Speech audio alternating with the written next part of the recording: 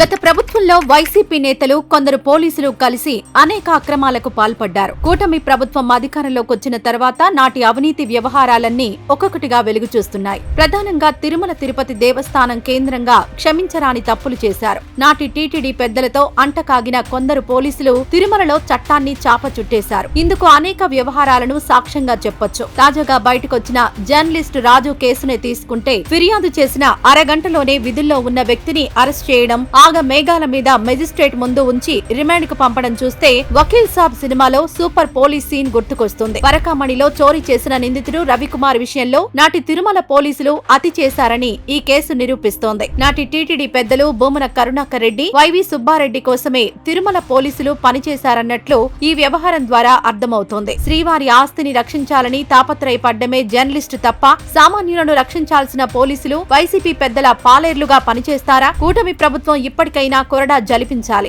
Journalist రాజుకు న్యాయం చేయాలి. శ్రీవారి ఆస్తులను రక్షించాలి. పరకామణి కేసు రాజీ ద్వారా ఆస్తులు కొట్టేసిన వైసీపీ నేతల బండారం బయటపెట్టాలి.